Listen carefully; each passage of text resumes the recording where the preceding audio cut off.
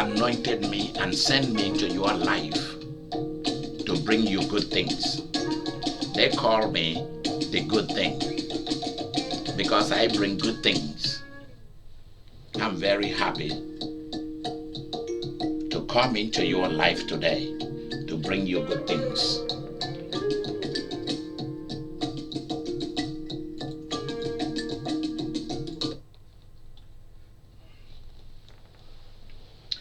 We are looking at Genesis chapter 24, and we are looking at verse number 2. Abraham said to the senior servant in his household. So you see, this man was so blessed. Abraham was so blessed that he had rulers, even a senior one, someone that ruled because he was so wealthy.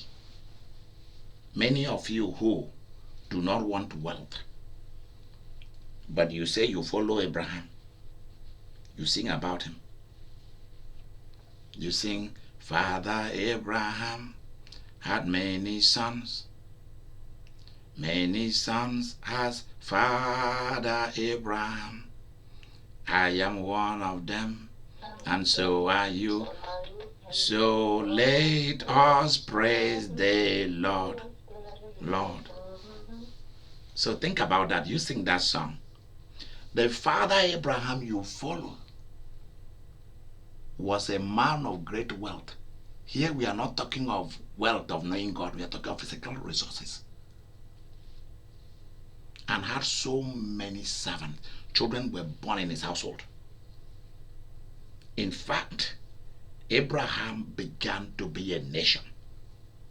He began to beat the people that he came. When I say beat, I'm not talking of fighting. He began to beat them in terms of the accumulation of material wealth. That's what we are talking about here. God never called any human being to come to this earth except to come and enjoy material resources. Listen to this. So he called a senior servant.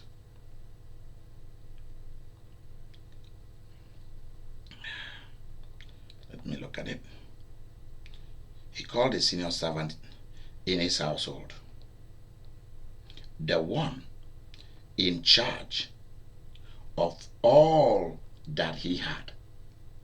So he was this wealthy that he had different classes of servants. Staff, these are paid staff. And there was the top one, the senior ranking officer in administration, HR, human resources, the treasury department. Abraham had departments. He called him, the one that was in charge of all that he had.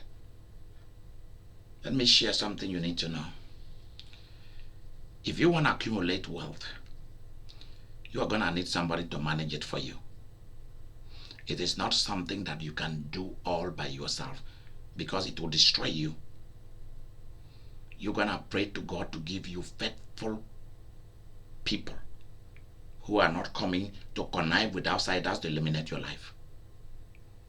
But people who keep everything in your household hush hush. Listen to this. He said to him, Abraham said to him, put your hand under my thigh. That he should place his hand there on his thigh. That's how I put it. Verse number 3. I want you to swear by the Lord, the God of heaven and the God of earth, that you want him to swear. You don't trust easily. Oath, a vow, defines the seriousness of your action. If you don't carry out why he said that the servant should place his hand on his thigh and swear, there is power in the loin of a man is power. In the womb of a woman, the tie signifies power, signifies life and death. Human being come from there, from the tie. That's what it signifies. It signifies life and death.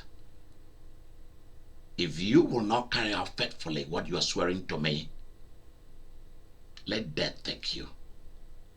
And if you carry it out faithfully, life is yours forever.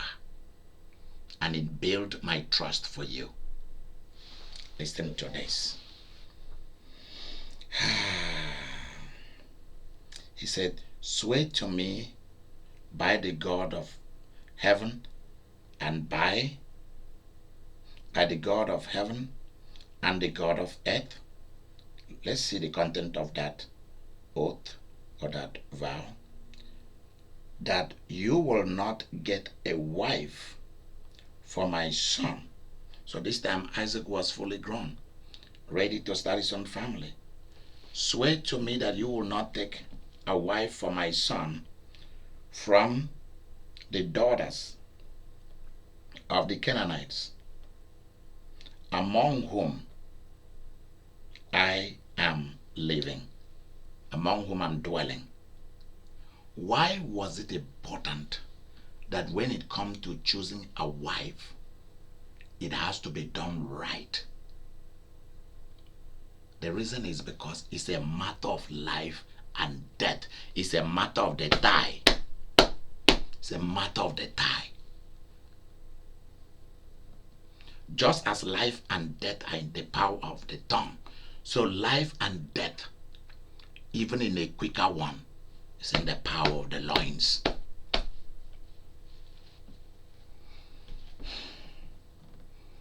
Why is it that this is a very sensitive thing, intricate thing, subtle, something that you don't do lightly when it comes to looking for a wife or looking for a husband, finding one? Why? You didn't hear him say go to the church to go and find one, or to the club. Say, swear to me that they will only come from certain class, certain style, certain high class. That's what I want for my son, Isaac. I don't just want any Ndroma, any Ngongo, Bubromaja. You know? I don't want any Brukutu.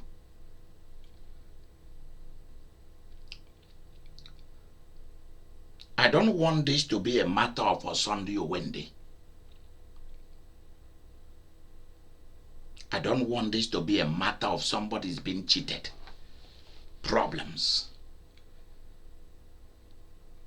I want the good life, the good thing for my son. I want a good life, a good wife, someone that carries power, sensitive, quick to learn. We are going to see all of that. There are places where you don't need to go and pick up a wife.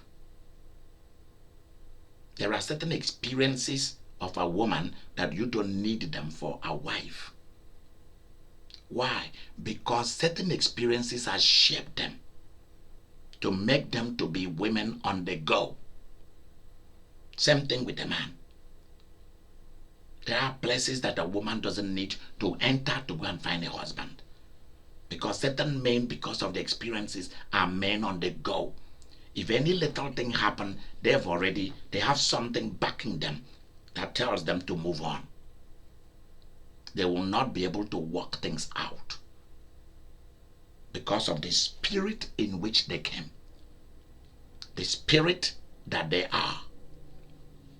Not the spirit that possesses them, but the spirit that they are.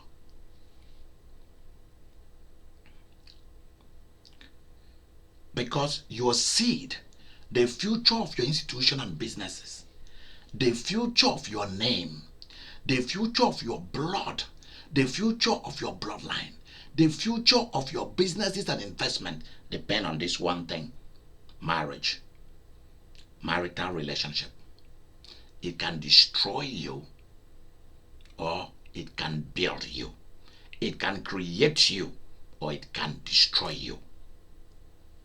And especially the women of Canaan, among whom Abraham was residing, they were idol worshippers. They were not the worshippers of the God of Abraham. They didn't worship his God, which was very, very important to him.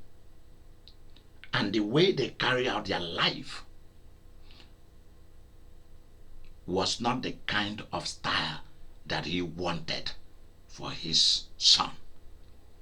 It will scatter the promises of God. It will scatter everything he has worked for.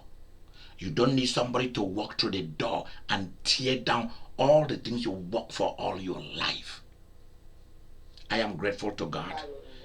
I am grateful to God that when I meet people, the Holy Spirit tells me their history, whether they tell me something or not.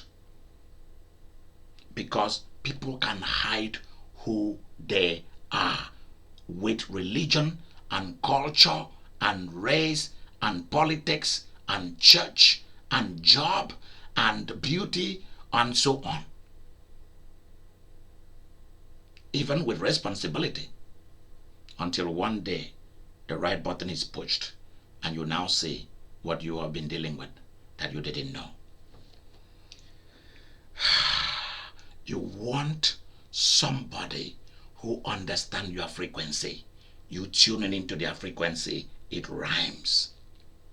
Complement and compatibility. Somebody who is able to run the affair of your house.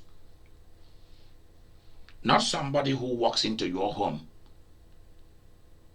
and do not know exactly what to do to fix something that is wrong, to bring beauty where there is ugliness, to bring flowers where there is none.